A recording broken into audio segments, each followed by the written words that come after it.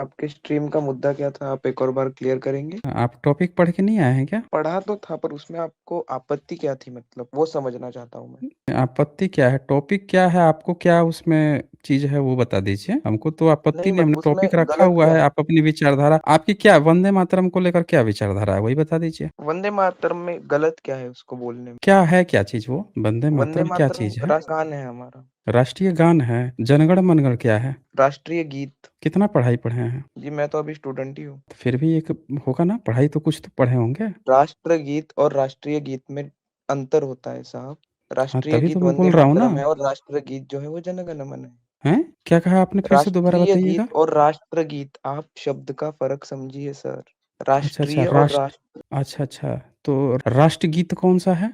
जनगण मन। अच्छा, जनगण मनगण, वो राष्ट्रगीत है। ठीक है, चलिए। और राष्ट्रीय गीत क्या है? वंदे मातरम। अच्छा, राष्ट्रीय और राष्ट्र में क्या अंतर होता है? मेरा हिंदी भाषा पर उतना प्रभुत्व नहीं है, तो मैं इसका तो आपको बता नहीं पाऊंगा, पर जहां तक मैंने हमारे टेक्स्ट बुक में भी जैसे आता था पहले, राष्ट्रीय गीत हम्म। और राष्ट्रगीत अलग अलग करके आता था। तो जो मैंने हाँ पढ़ा वो तो आपको बता रहा हूँ।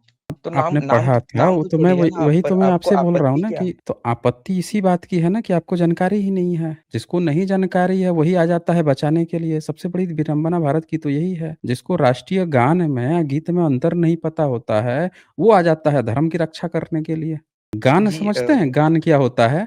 जी जी, बताइए हाँ जी। बताइए। बताइए बताइए। गान नहीं समझते हैं? नहीं, आप ही अब बता दीजिए, इतना बता रहे हैं तो। चलिए, गान नहीं समझते तो हम आपको बताते हैं गान क्या होता है। ये पढ़िए। भारत का राष्ट्रीय गीत वंदे मातरम है, जिसे बंकिम चंद्र चटर्जी जी ने संस्कृत, और यह स्वतंत्र आंदोलन के दौरान प्रेरणा का स्रोत था। जबकि जनगण मन भारत का राष्ट्रगान है, जिसे रविंद्रनाथ समझ में टैगोर आया? ने बांग्ला में लिखा था। राष्ट्र हाँ गान, गान है ये जनगण मन, और ये हाँ राष्ट्रीय गीत है वंदे मातरम। हाँ तो हाँ। गान में या गीत में अंतर होता है। आप दोनों में क्या किए थे? एक को राष्ट्रीय मैं सुनिए गीत सुनिए बोल सुनिए दिए और सुनिए एक ना को जी। राष्ट्र गीत बोल दिए। सुनिए हम्म। सुनिए सुनिए ना जी, हम्म। मैं महाराष्ट्र से बिलोंग करता हूँ, तो जो हमारी टेक्स्ट बुक हम्म। थी उसमें हम्म। जनगण मन को राष्ट्रगीत ही लिखा गया है। आप चाहिए तो चेक कर लीजिए। अच्छा, राष्ट्रीय गीत लिखा हुआ है। राष्ट्रगीत। अरे राष्ट्र तो यहाँ भी राष्ट्रगीत ही कहा जाता है वंदे मातरम को, चाहे राष्ट्रगीत कहा जाए या राष्ट्रीय गीत वंदे कहा जाए। मातरम की नहीं जी, मैं जनगण मन की बात कर रहा हूँ जी। अरे उसको राष्ट्रगान कहा जाता है। नेशनल एंथम समझते हैं? एंथम क्या होता है? मैं समझ रहा हूँ सब, पर जो हमारी क्या टेक्स्ट बुक में होता है? लिखा गया था उसी के हिसाब से तो मैं अरे आपको हम बता आप रहा तो हूँ। आप बचाने आए हैं और बचाने आए हैं, फिर भी आप वो नहीं समझ पा रहे हैं। हाँ हम्म। ठीक है, चलिए। तो गीत एंथम है क्या तो का मतलब क्या होता है? नहीं पता जी, आप ही बता दीजिए चलिए। एंथम जो एंथम होता है ना, उसी को कहते हैं नेशनल एंथम, यानी राष्ट्रगान। समझ रहे हैं? नेशनल एंथम होता है वो। आप हाँ क्या जी कह ठीक रहे है। हैं? दोनों दोनों को सॉन्ग बता रहे हैं। खैर चलिए, मुद्दे पर आइए। तो बताइए कि वंदे मातरम जो है उसमें क्या आपको अच्छा क्या लग रहा है, जिसके कारण से आपको लग रहा है कि उसको भारत का राष्ट्रीय गीत बना दिया गया या अभी भी बना देना चाहिए? आप मुझे पहले बताइए कि उसमें आपको बुरा क्या लगा, मतलब उससे किसकी भावनाएं ऐसे दुख रही है, या फिर उसमें कौन सी चीज हम्म। गलत लिखी गई है? नहीं, भारत में जैसे सम्राट अशोक का जो स्तंभ है उसको भारत का राष्ट्रीय चिन्ह बनाया गया है, ये तो आपको पता होगा। जी हाँ। हाँ। तो सम्राट अशोक तो पूरे भारत के राजा थे ना, जम्बूद्वीप के राजा हाँ थे कि जी, नहीं थे? मानता हूँ मैं, हाँ हाँ। हाँ, मानते हैं। तो ये बताइए कि उससे पूरे भारत के संप्रभुता की रक्षा हो रही थी उस चिन्ह से। तो ये जो वंदे मातरम है, इससे क्या हम लोगों को मिल रहा है? वंदे मातरम तो बड़ा लंबा चौड़ा है ना, उस पर तो बहस चल रही है कि उसके 2 छंद काट दिए गए, बाकी के 4 छंद भी उसमें होने चाहिए। तो पूरा जो ये वंदे मातरम है, उसका परिवेश क्या है? किस चीज़ के लिए लिखा गया?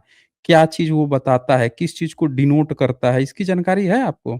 इस पर मैंने उतनी अच्छे से तो समीक्षा नहीं की, पर इससे किसी की भावनाएं क्या दुख रही है, मतलब मुझे वो अभी तक नहीं, मुद्दा समझ भावनाएँ में की नहीं बात आया नहीं है। कि भारत तो उसमें एक गलत सेकुलर क्या है देश है ना? कि। भारत में डेमोक्रेसी चल रही है ना? किसी धर्म की वो थोड़े चल रहा है कि कोई भी धर्म आएगा अपनी चीज़ कोई चीज़ थोप देगा। पर इसमें इसमें कौन से धर्म के बारे, किस किस धर्म के बारे में बात की गई है, जरा आप बताएंगे खुलकर? तो वंदे मातरम पूरा पढ़ा है आपने? हाँ। तो बता दीजिए हमें कि उसमें किसकी चल रहा है? नहीं, मुझे तो आप ऐसा समझ के चलिए कि मैं एक ऐसा इंसान हूँ जिसे कुछ नहीं पता है, अब जो भी है आप बताएंगे।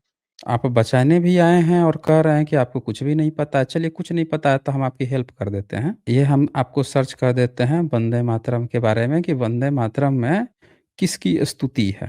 तो ये मैंने ओपन कर दिया, आप पढ़ के बताइए। हाँ जी। हाँ, वंदे मातरम गीत में भारत माता को दुर्गा देवी के रूप में वर्णित किया गया है। जी, अब जो इसमें देखिए शक्ति, कि प्रेम, इसमें समृद्ध किसकी के चर्चा हो प्रतीक रही है। है?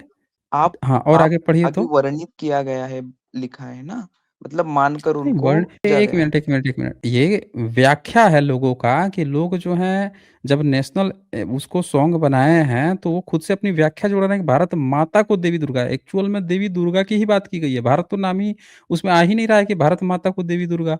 ये क्या कह रहा है तो कि दुर्गा वंदे माता जी का मातरम नाम आ गीत। रहा है कि? हाँ, दुर्गा जी का आ रहा है कि दुर्गा जी का। अरे भारत माता को ये बताइए कि आप भारत माता की जय बोल रहे हैं या भारत माता देवी दुर्गा जी की जय बोलते हैं? किसकी जय बोलते हैं? जी, भारत माता की जय बोलते हैं। भारत माता की, तो देवी दुर्गा की वर्णन आ रहा है ना। ये तो समझाने के लिए बोला जा रहा है कि नहीं देवी दुर्गा को तुम भारत माता मान लो। समझाने के लिए आप तो चलो देवी हुँ, दुर्गा जी का आ गया, आगे क्या लिखा है? माँ को 10 यहाँ माँ शस्त्रों को वाली। 10 शस्त्रों वाली दुर्गा, खेल में कमला, लक्ष्मी युद्ध में चंडिका के गुणों से युक्त बताया गया है ना? यानी जी, भारत भूमि हाँ, एक देवी के रूप में पूजा जाता है, ये एक अलग बात है। बात यहाँ हाँ। पे क्या आ रही है कि देवी दुर्गा 10 हाथों वाली शस्त्रों, चंडिका इस तरह की, तो ये तो एक रिलीजन का हो गया ना सॉन्ग। भारत का सॉन्ग थोड़े हुआ। इसमें जब हम दुर्गा जी की, काली जी की, चंडिका हम मना नहीं कर रहे हैं, आप पूछिए ना।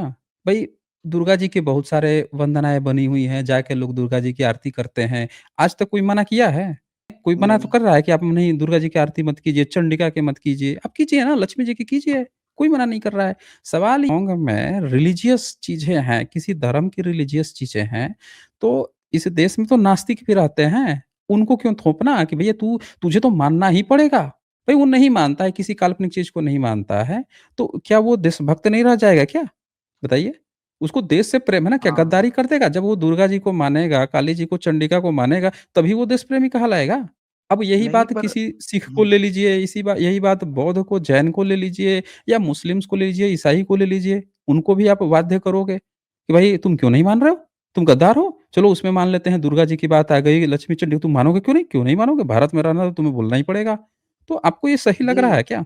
हाँ जी। जी देखिए, जो जो वंदे मातरम था हुँ। 1930 में, जो मुस्लिम नेता थे जिन्ना और जो धर्मनिरपेक्ष लोग थे, उन उनको भी कुछ ये ना हो और जो देश के बाकी लोग हैं उनको भी कुछ इससे जो है डिस्टर्ब ना हो या फिर जो अभी आप बोले वो मुद्दा ना हो, इसलिए उसके जो पहले 2 स्टांजास थे, सिर्फ़ उन्हें ही लिया गया था।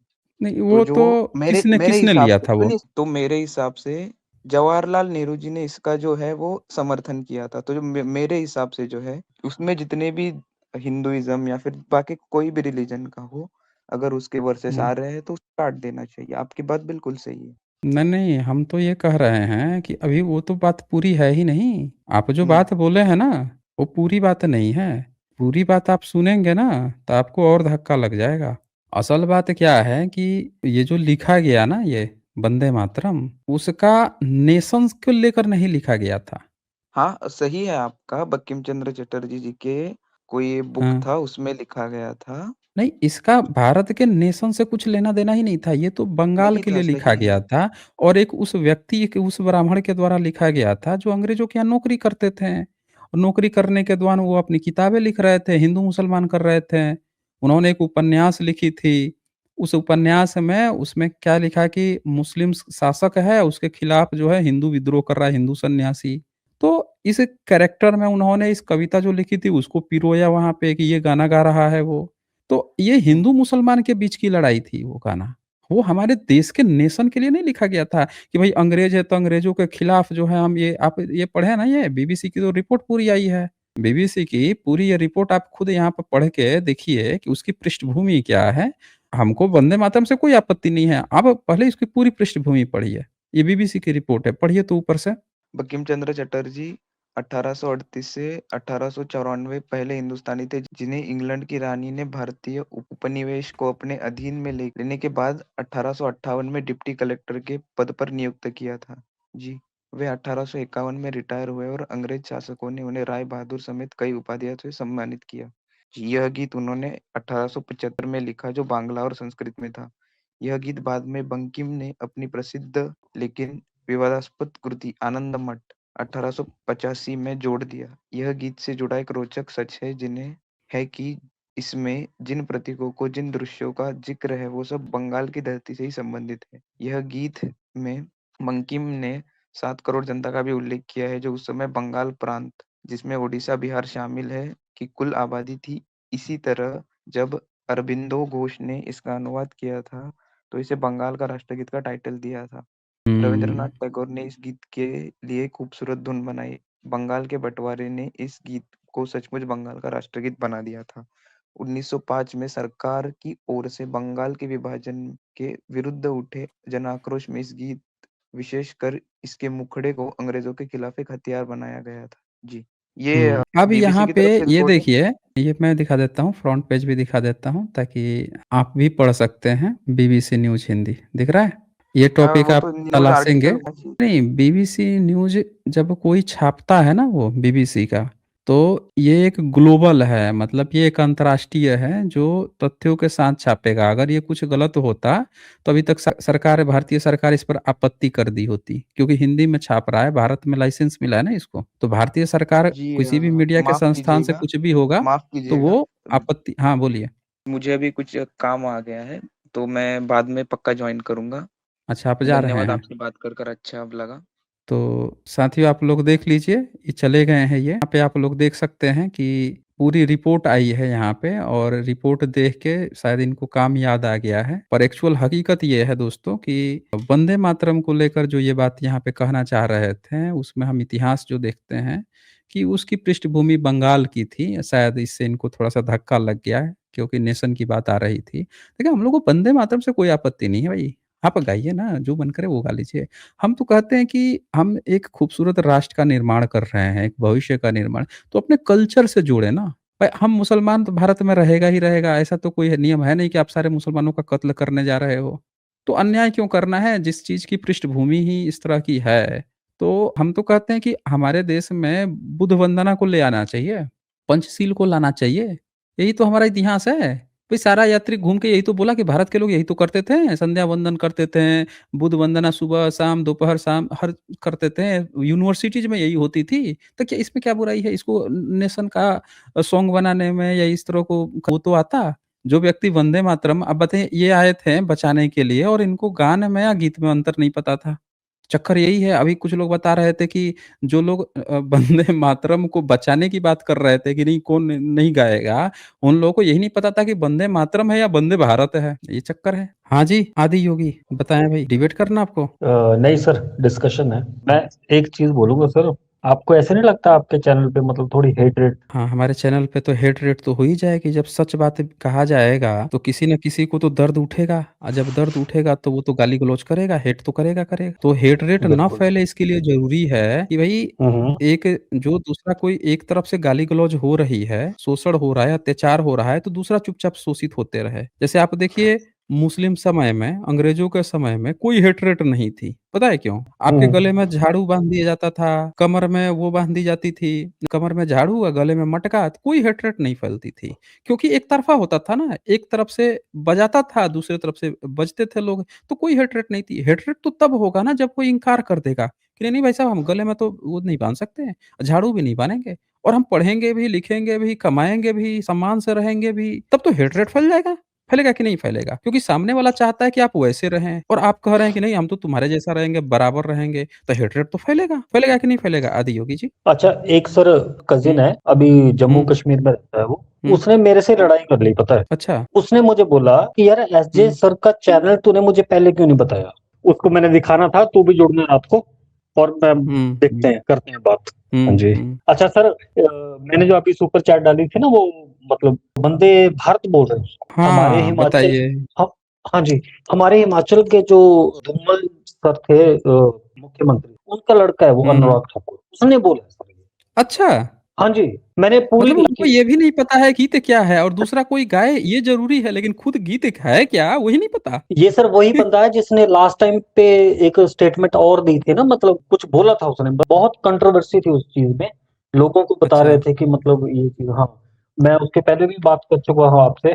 अच्छा सर, एक लेटेस्ट न्यूज़ है, एक बोध गया में आज मूर्ति तोड़ी गई है पिछले कल। अच्छा।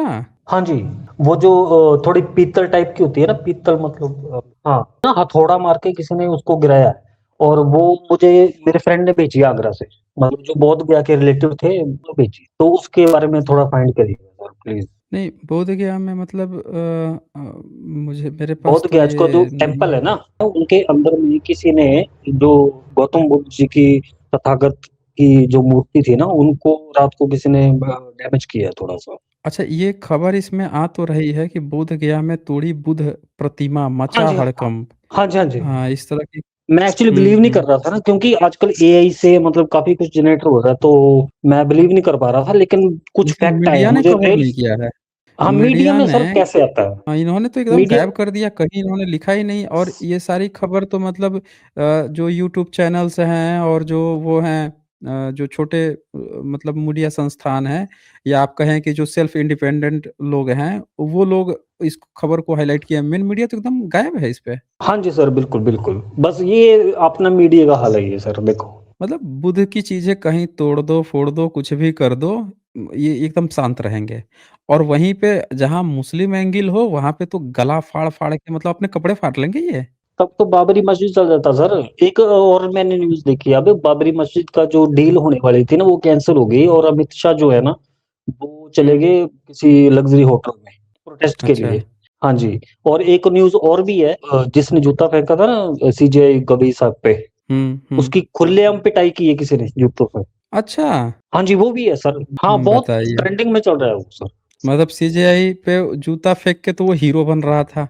सर हुँ। पता क्या है, मैं आजकल मेरा लैपटॉप तो ऑफिस में है, अगर मैं लैपटॉप से जुड़ा होता हूँ, आपको वो दिखाता हूँ जी।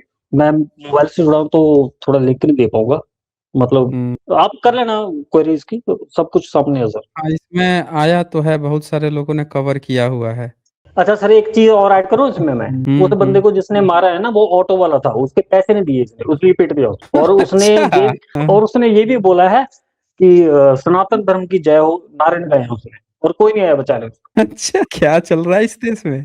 बताइए। वो बहुत भी सनातन बहुत कुछ चल रहा वो है भी सर। सनातन बचाने गया था और उसको पीट के कोई फिर से सनातन बचाने की वो लगा रहा है। गज़ब सर चल रहा है भाई। ये ये इससे तो वीडियो ये मैं पता आपको इंस्टा चलता पे है कि ये भेजता सब भी हूँ। हैं। इससे तो पता हाँ चल जी। रहा है कि ये सब एजेंट का काम कर रहा था वो, है ना? सर एग्जैक्टली ये तो इनका पता ही चल रहा है क्या है इनका चल रहा है। हाँ, तो ये देखिएगा देखिए, सर, आप जरूर सनातन देखिएगा। धर्म की जय हो, ये लिख के तो हाँ आ जी, रहा है, जनसत्ता ने छापा है।